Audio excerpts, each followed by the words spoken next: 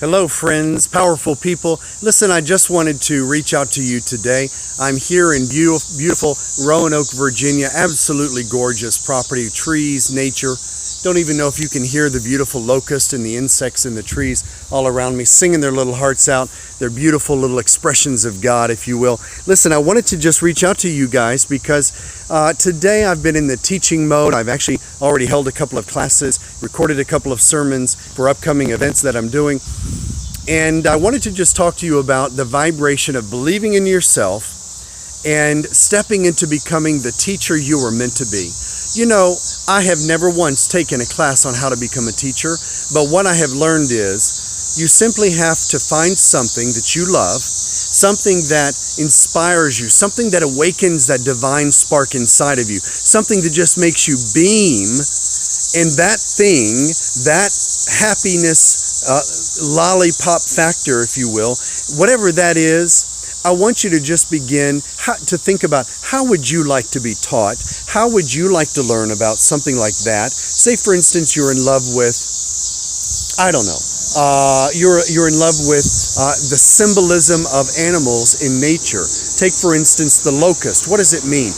Well, it means that it actually can withstand periods of drought for long periods of time because it can go into a state of hibernation for 10 years, 20 years, a long time, and then with a rainstorm or a monsoon, if you will, that creature begins to emerge from the earth and begins to change back into a living, moving force in nature. And very shortly after that, because of the uptake of water and nutrients from the various plant sources that it uses, it begins to shed the old skin, right? Transforming its life into a state of greatness, into a state of newness. And so this little creature is a beautiful symbol of shedding the old self, stepping into, emerging with the new self of who I wish to be. So we could talk about all the different types of things. Butterflies. Butterfly is definitely a symbol of transformation as well because it goes from a caterpillar into the larval state in a cocoon and then fully into its fullest expression with wings. It can travel all over the country. It can travel hundreds of miles even, and it's absolutely beautiful. It's totally transformed. It didn't look anything like it did when it first started off as a little caterpillar, right? So maybe you love animals in nature and their symbols. So what would you do? You would begin to write down all of the symbols that you find beautiful. You would want to begin to research through Google and through some of the books that you find on Amazon and different other places, Goodreads, for example, or even your library. That's a great resource. Go to your library and look up books on spirit animals, okay?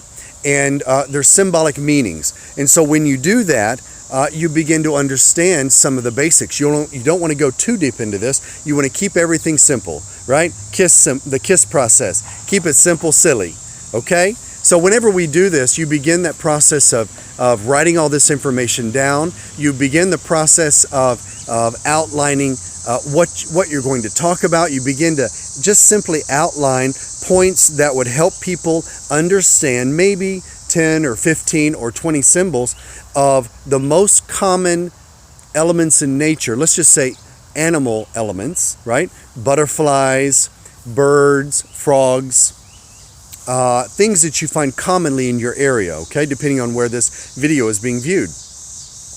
And in those areas, say for instance, I'm in Fort Lauderdale, one of those symbols could be a dolphin or a crab.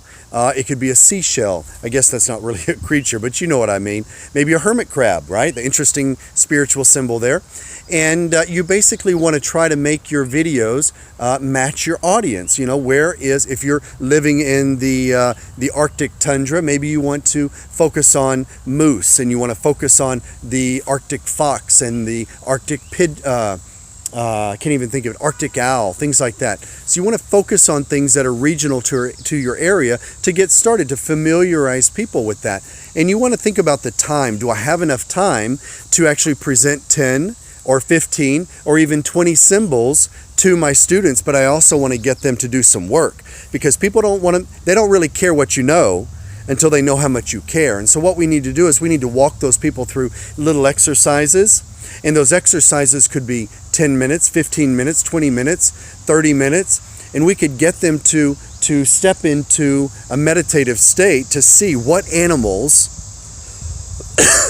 pardon me, what animals are they inspired to focus upon. It could be a bumblebee, it could be butterflies, it could be a cardinal redbird, it could be a dolphin like in my area, it could be the whales, great humpback whales, or the orca whales, or could be for Australians the koala bear. What does that mean in Australia symbolically? And so this is kind of really how you want to put together a class to begin teaching. I have spotted potential teachers even in my own church, and I can feel the burning of the flame of spirit inside them, and they don't believe in themselves. And when I give them an opportunity, they begin to literally just take off. And I want to say, don't hold back. Don't wait to become a teacher until you have all your I's dotted and your T's crossed and your paper is pretty and everything's packaged beautifully and graphically designed, your website's built and your CDs are done. Don't worry about all that stuff. Like Tony Robbins has taught us many times, you got to jump and build your wings on the way down, okay? So I want you to commit to one of your local metaphysical churches in the next 30 days, okay? I want you to call a spiritualist church. I want you to call a New Age shop or a crystal shop, and I want you to get yourself on the docket, the calendar, because I want you to push yourself to do one little class, even if it's just for an hour. Would you promise to do that for me? I believe in you. I love you, and I'll see you next time.